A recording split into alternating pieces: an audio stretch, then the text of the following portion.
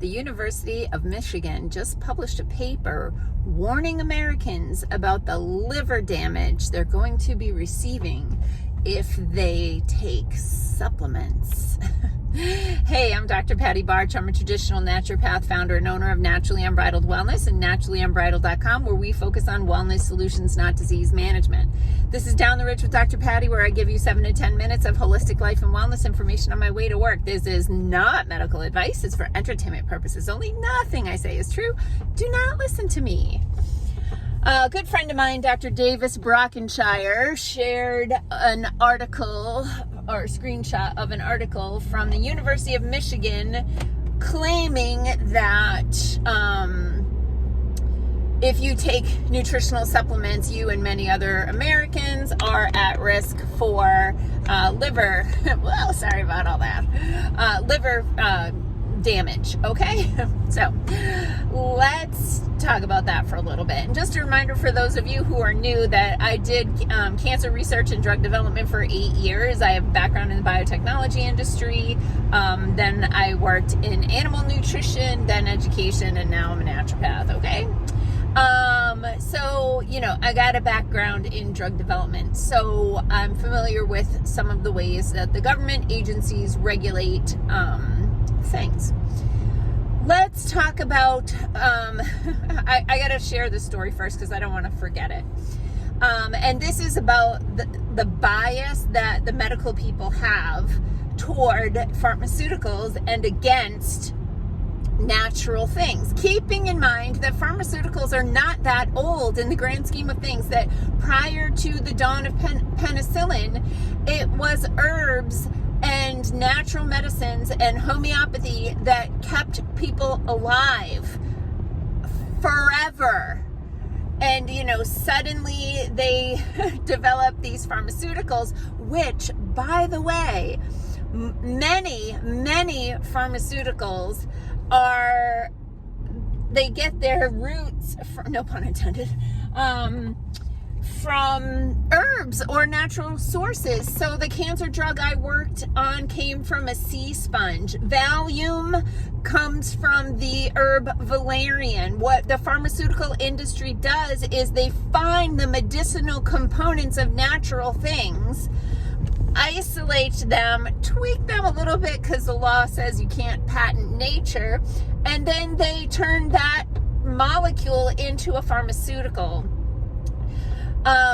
Years ago, not that long ago, maybe 6 years ago, I had a client, an older gentleman, not elderly, but maybe around retirement age. His wife brought him in, and it was one of those cases where I'm like, blink twice if you're here under duress, you know? But anyway, he looked a little jaundiced to me. I asked a bunch of questions. I'm like, I think you could use some liver support. I put him on some liver support, and maybe like a week later, the wife emails me, what's going on with him? He's not doing well, whatever. And I'm like, I think you need to go back to urgent care. Like, I don't like how this sounds. This isn't the pathway that I would expect a client to be on. Like, you know, there's certain things that I expect to start happening after a week or so.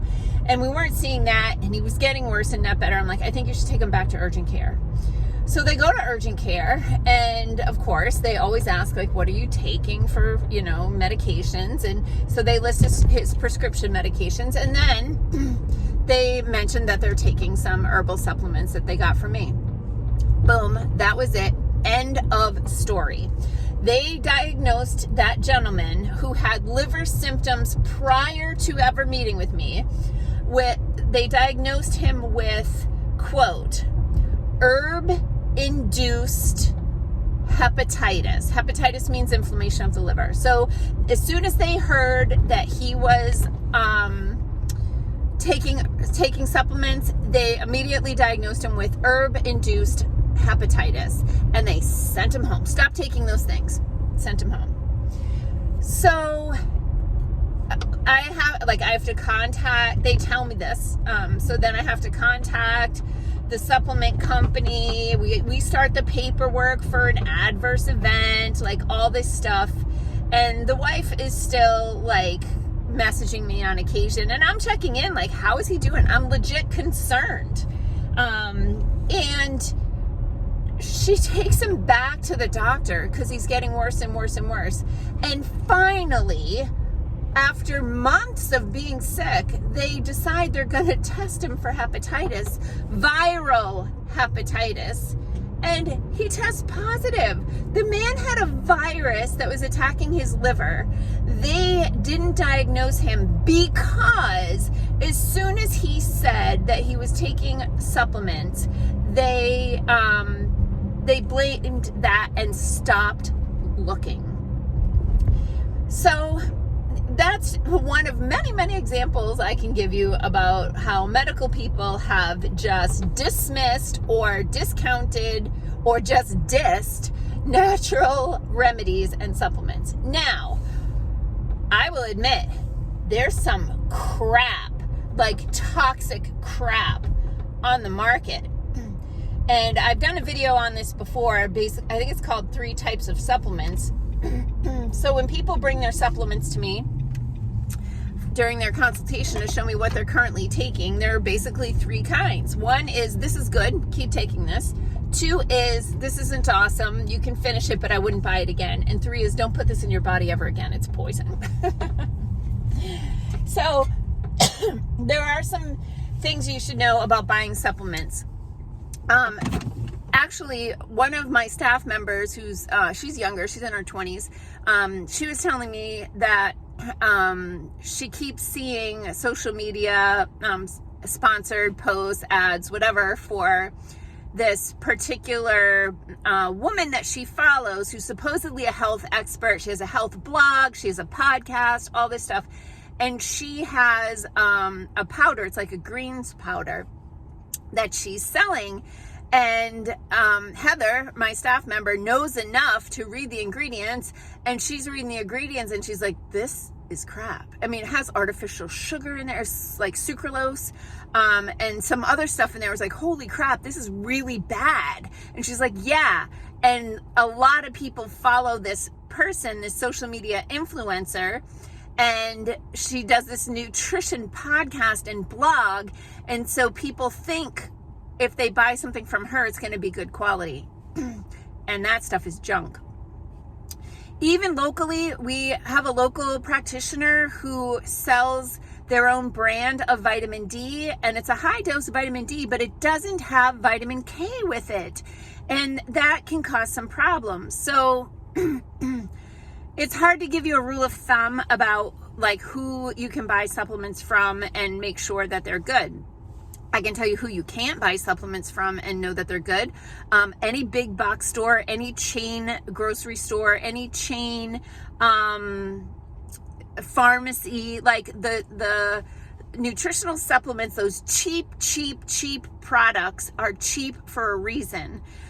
They're using crappy ingredients. Every company that I work with has delayed shipment of a product to me because they can't get, or their ingredients failed quality testing. They do third-party testing. So the manufacturer or the person, like the company that harvests the herbs or the minerals or whatever, they do quality testing. Then they send it to the manufacturer here. They do quality testing. And they send it to what's called a third party. It's not the producer, it's not the manufacturer, it's a third party quality assurance lab that runs tests. And at any point along the way, if these products, these ingredients don't meet quality standards, they are rejected, because these companies would rather be out of a product and not sell it to you than sell you an inferior product or potentially a toxic product.